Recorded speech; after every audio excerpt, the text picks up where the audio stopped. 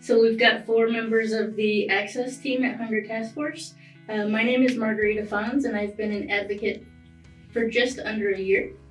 I'm Cassandra Tarkington, and I'm a FoodShare advocate, and I've been an advocate for 18 months.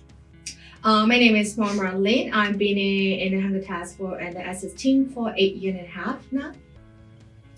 My name is Armando Hernandez. So I've been with Hunger Task Force as a FoodShare advocate since January 2020.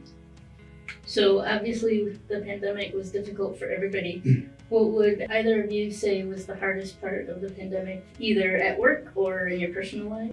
For example, when somebody lost a job and they needed to submit verification, so a lot of employers were closed.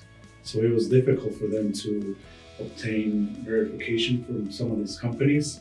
And as FoodShare rules have changed too. Clients being like, what should I do? I need this because I lost my job. I need this for my children who's gonna be at home because they're not gonna go to school. So hey, we, Hunger Task Force, was never closed. We are open and we could still help you. So you had to spread the word about us not being closed down. For us, staff, I know when some of us got COVID, we had to stay home for 10 days. So that meant that we were like short-staffed.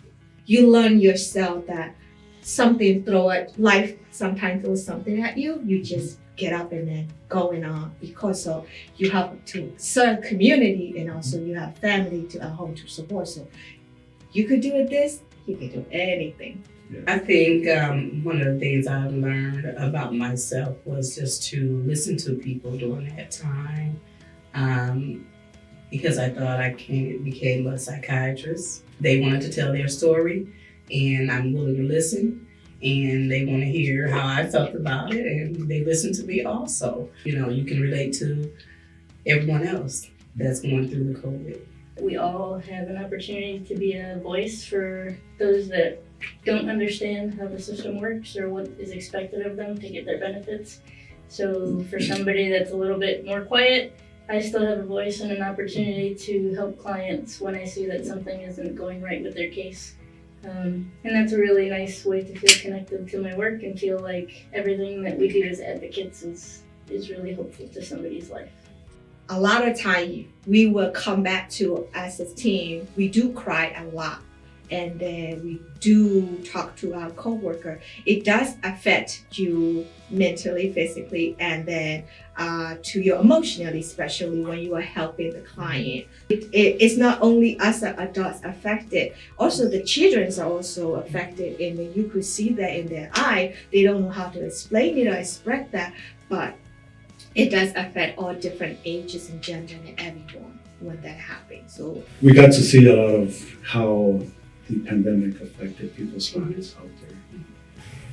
I don't know, I can't speak from during the really hard part of the pandemic, but coming into the advocate role towards the end of last year, for me, the team has been where you get uplifted because everybody that we work with has experienced it. We all go through it every single day, hearing everybody's difficult stories, their circumstances.